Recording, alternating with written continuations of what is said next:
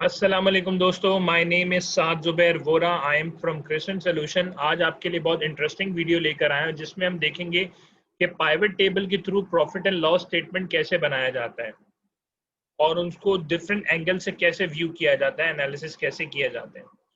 तो pivot table से profit and loss statement बनाने से पहले पहले हम डेटा को समझ लेते हैं कि किस तरह का डेटा है हमारे पास। स्टोर नेम है, basically store name is a branch name. Location है कि वो ब्रांच किस लोकेशन पे जो है वो है, साउथ पे है या ईस्ट पे है। और इसी तरह जो ये जो ब्रांच है, स्टोर है 1231, ये कौन से स्टेट में है और कौन सी सिटी में है। तो ये इसकी लोकेशन, स्टेट, सिटी और देन फिर मंथ, ये कौन से मंथ की सेल्स की अमाउंट है। जनवरी 2009 की सेल्स की अमाउंट है। इसके अलावा हमारे पास कॉस्ट ऑफ गुड सोल्ड है, रेंट है, पर्सनल कॉस्ट है, यूटिलिटीज हैं, कंज्यूमेबल्स हैं, मिसलेनियस एक्सपेंसेस हैं। तो इसका मतलब हमारे पास सेल्स भी है, कॉस्ट ऑफ गुड सोल्ड भी है। तो हम सेल्स से अगर हम cost of good sold minus करें तो हमारे पास क्रॉस प्रॉफिट आ जाएगा। मगर हम यहाँ क्रॉस प्रॉफिट कैलकुलेट नहीं करेंगे, हम पिवट टेबल के अंदर एक नई फील्ड कैसे इंसर्ट करते हैं वो भी मैं आपको सिखाऊंगा उसके अंदर। देन हमारे पास एक्सपेंसेस है, ऑपरेटिंग एक्सपेंसेस है और नेट प्रॉफिट नहीं है। तो नेट प्रॉफिट भी कैलकुलेटेड फिगर हम पिवट टेबल के अंदर करके देखेंगे कि ये किस तरह कैलकुलेट होती है, नई न्यू फील्ड कैसे इंसर्ट होती है। अब बेसिकली हमें एक प्रॉफिट एंड लॉस बनाना है जो कि सिटी वाइज भी हो और मंथ वाइज भी हो, या फिर सिटी वाइज अगर हम बना लें पहले। तो सबसे पहले हमारे पास सेल्स मौजूद है और कॉस्ट ऑफ गुड्स सोल्ड भी मौजूद है और ऑपरेटिंग एक्सपेंसेस भी मौजूद है। तो हमारे पास क्रॉस प्रॉफिट नहीं है और नेट प्रॉफिट नहीं है। तो ये दो फील्ड, कैलकुलेटेड फील्ड, हमें इंसर्ट करनी होगी पिवट टेबल बनाने के बाद। तो मैं यहाँ पर, अच्छा, डेटा हमारा जो है वो तकरीबन 250 रॉज है। पहली रॉ तो हेडिंग की है, तो ये 250 रॉज है। अब यहाँ पर हम इंसर्ट करते हैं, इंसर्ट का एक ऑप्शन आ रहा है यहाँ पर। इसमें पिवट टेबल में जाएंगे, वो रेंज खुद सेलेक्ट कर लेगा, अदरवाइज आप रेंज यहाँ से टेबल रेंज दे सकते हैं। इसको न्यू वर्कशीट पे ओके कर देते हैं।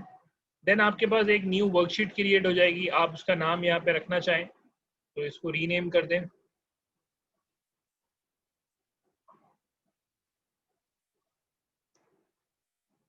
अच्छा, अब यहाँ पर हमें देखना है कि हमारे पास जो पिवट टेबल की फील्ड्स यहाँ पे मौजूद हैं उसमें हमारे पास सबसे पहले हमें क्या लेना होगा, सेल्स।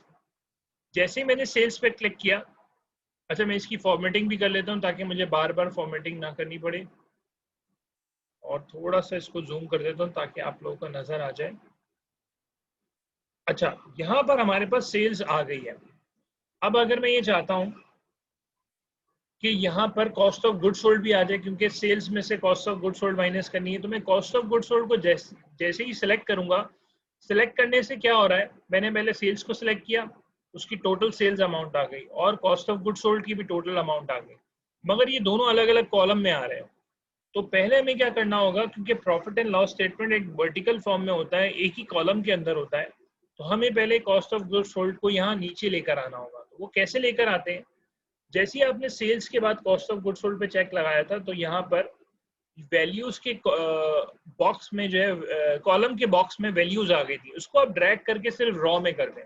जैसे ही आप रॉ में करेंगे तो क्या होगा कि आपकी जो दूसरा कॉलम था वो रॉज में कन्वर्ट हो जाएगा। तो मैंने क्या किया, मैं दोबारा बता देता हूँ। पहले सेल्स को सिलेक्ट किया, फिर कॉस्ट ऑफ गुड सोल्ड को।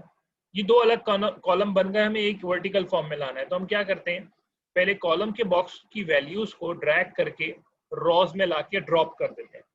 जैसे ही मैंने यहाँ ड्रॉप किया तो अब मेरे पास एक पोजीशन आ गई है कि सेल्स में से cost of good sold minus हो रही है, और मेरे पास वो भी आ गया है कि अब मैं यहाँ पर एक कैलकुलेटेड फिगर के जरिए क्रॉस प्रॉफिट की फील्ड लेकर आनी है मुझे।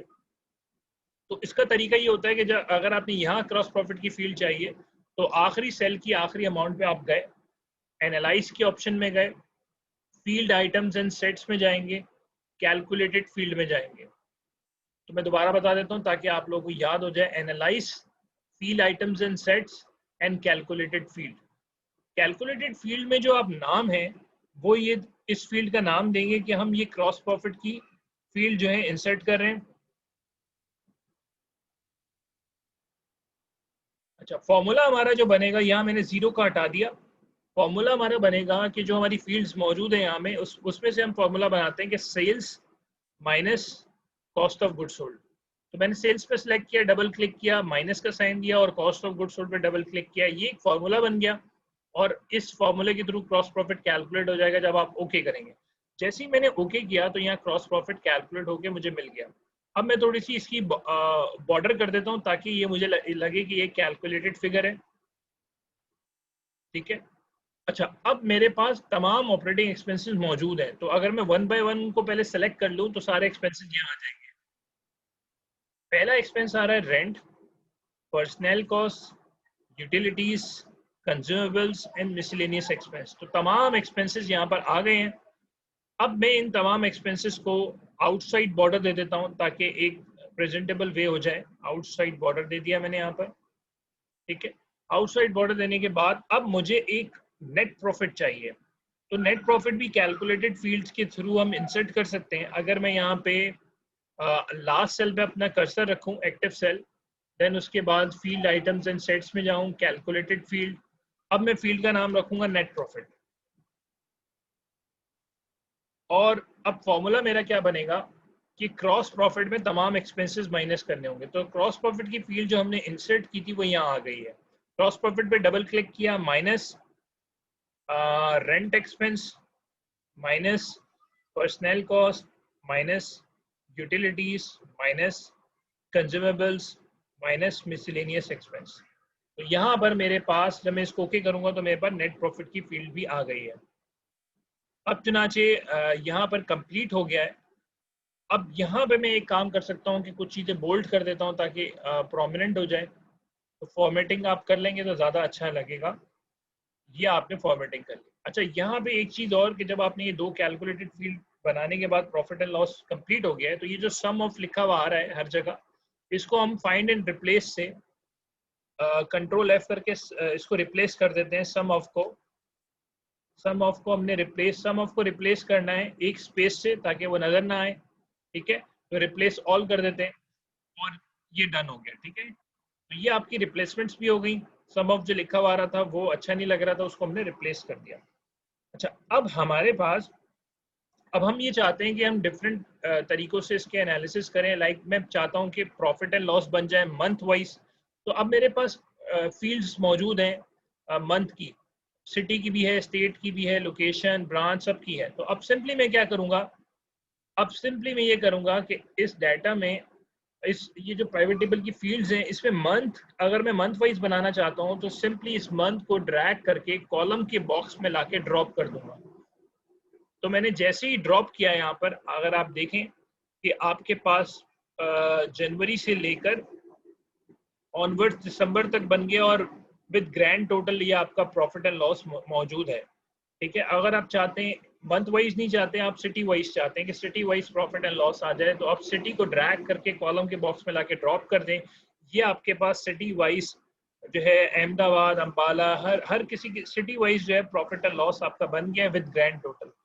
अच्छा, अगर आप सिटी वाइज नहीं देखना चाहते हैं, आप ये देखना चाहते हैं कि स्टेट वाइज क्या पोजीशन है, तो आप स्टेट वाइज ड्रैग करके कॉलम के बॉक्स में ड्रॉप कर दिया, ये स्टेट वाइज बन गया। इस तरह आप ज्योग्राफी वाइज भी देख सकते हैं कि ईस्ट की क्या पोजीशन है, नॉर्थ की, साउथ की, वेस्ट की। अच्छा, इसके अलावा आप ब्रांच वाइज भी देख सकते हैं कि हमने जो स्टोर नेम था वो ब्रांच नेम था, तो मैंने ये ब्रांच को ड्रैग करके ड्रॉप किया, ये ब्रांच वाइज बन गया। तो हमने एक दफ़ा प्रॉपर जो है वो बना लिया, देन उसको हम डिफरेंट एनालिसिस करके देख सकते हैं, डिफरेंट तरीके से देख सकते हैं, और इसको डबल फिल्टर भी दे सकते हैं, मल्टीपल फिल्टर्स भी दे सकते हैं। मिसाल के तौर पे आप स्टेट वाइज भी देखना चाहते हैं, सिटी वाइज भी, स्टेट वाइज और मंथ वाइज देखना चाहते हैं, city wise and month wise, तो वो भी आप कर सकते हैं। फिल्टर के ऑप्शन यूज कर सकते हैं। और डिफरेंट जो टूल्स हैं जो मैं डिफरेंट वीडियोस में बताता रहता हूँ आपको, वो भी आप यूज कर सकते हैं। लाइक इसमें आप स्लाइसर का ऑप्शन अच्छा है वो डाल दें। कुछ चार्ट्स अगर आप बनाना चाहते हैं तो प्राइवेट चार्ट के थ्रू बना लें। टाइमलाइन अगर डालना चाहते हैं तो टाइमलाइन डाल दें। तो ये जो है प्रॉफिट एंड लॉस आज की वीडियो का जो है वो कंप्लीट होती है। आई होप कि आपने ये वीडियो अच्छी लगी होगी आपको। अगर ये अच्छी लगी है तो इस पर आप कमेंट्स कीजिएगा, और इस तरह की वीडियोस फिर मैं जो है वो आगे भी बनाता रहूँगा। I hope you have enjoyed this video. Kindly share to your friends and colleagues. Thank you very much, Allah Hafiz.